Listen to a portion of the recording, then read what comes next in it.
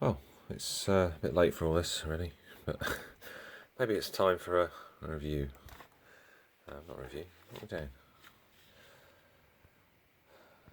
An update, not a review, that's what I meant to say. Anyway, this is a review actually. This magnifying light with 3 modes is awesome. And I think it was under £6, maybe under £5 on eBay. This is only a 10 times one, and sometimes it's advertised as 40 or 45, but it's not, it's 10 times when you read the description. And the reason it's so good is it's obviously got bright white light like that, okay, but a much less disturbing warm light. I've never tried videoing through it before. But anyway, the less disturbing warm light is definitely less disturbing. That's the idea. When you're looking in the nest, there's too much condensation again. Anyway, big change here, as you can probably see. This is the Ruginudus, whatever they are, Myrmica rubiginus. And they weren't ever going to be hibernating anyway. And I thought, well, why am I sort of leaving them on the kitchen and the shelf in the bathroom? It dropped to about 17, and they were not hibernating or showing any signs of it. There is actually loads of brood in there. Since I've made a video on these for a while, but I don't think I'm going to be able to show it you. But I looked in there, and I got very excited. I must have seen at least 15, but it looked like there was more than that, if I'm honest. You know what I mean? Like a big clump of them all moving around, and it was like, wow, can't believe it. But I didn't video it. I'm always talking about things I didn't video. It's stupid.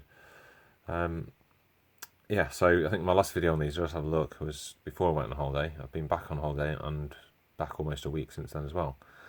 When I got back from holiday, well, they're all right, really. There's a few more dead in the dead pile down here.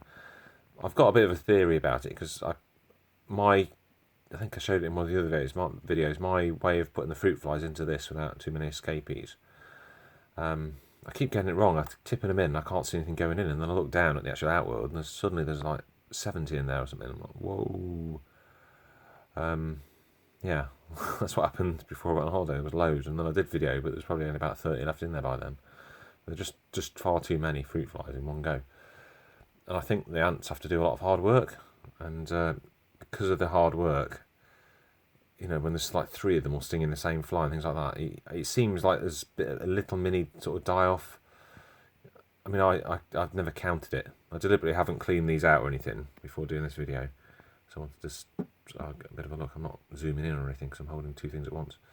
But my theory is that when you've given them a lot of work to do like that, and they've gone for it a bit, and sometimes you see the odd ant sort of sitting around looking a bit sorry for itself afterwards, even during it sometimes.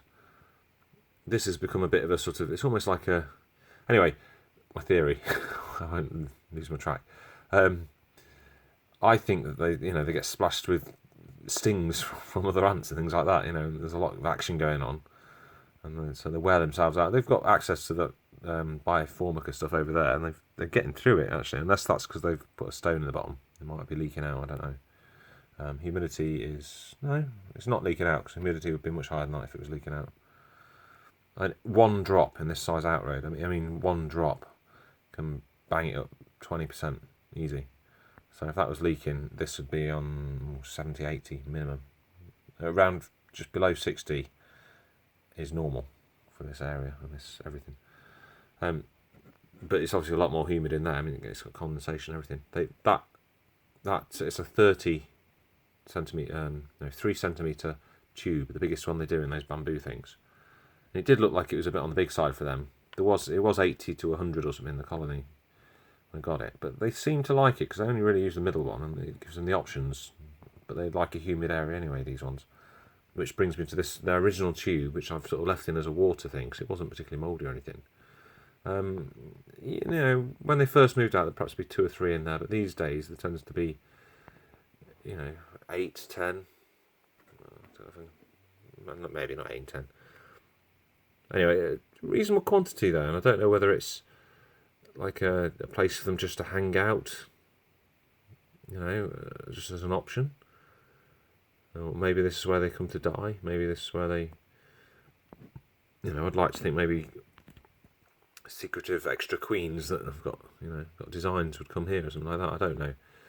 but they appreciate it. I can tell that. They don't put trash in it, but they do hang out in there. So they're making use of it. So I think, the temptation is to put something else on there instead. But I think they're quite happy like this. I'm going to probably give it another week, and then I'll actually have a proper clean out in there. Clean anything out. Maybe use a hoover or something. There's all sorts of stuff in there. So I don't mind if I get all the bits out. So it might look a bit different in there once I've done it, but I think that's a good idea. Just get it properly cleaned out, and then I'll try and do things neater maybe. Anyway, that's it for them. And then in here, I could even turn the light on. Yes, light. We have light. So this is one of the Myrmica Ruba queens. You can see her in the back there, looking a bit sorry for herself. She might be dead. She's not. I don't think she's moved all day from that position. No, I don't know, because the reason she's in here is, and it's done this twice since I got it. And when I got it, she was like walking around really dopey out the back garden on October the 7th. And I don't even have red ants in my back garden. And she was near the water, but an area that gets really flooded. And it was a cold day on October the 7th. So that's how I caught her. I didn't expect to catch a queen that late in the season.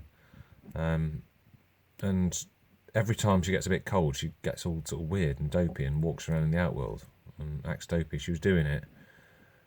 And I put, what's it called, Biformica on that bit of cotton and gave her a bit of. I've never seen her eat cricket, but I did give her a piece of chopped up cricket early on in the week. I gave her some finger squashed fruit flies, and she was interested. She was eating them, but she's not gone back in the tube. And then it started getting colder and colder. And every time it's got cold, she starts. It's like she's punch drunk, walking around, not walking like a proper ant, just walking around like staggering around the outworld when it gets cold. And the reason she's still alive, I'm convinced, is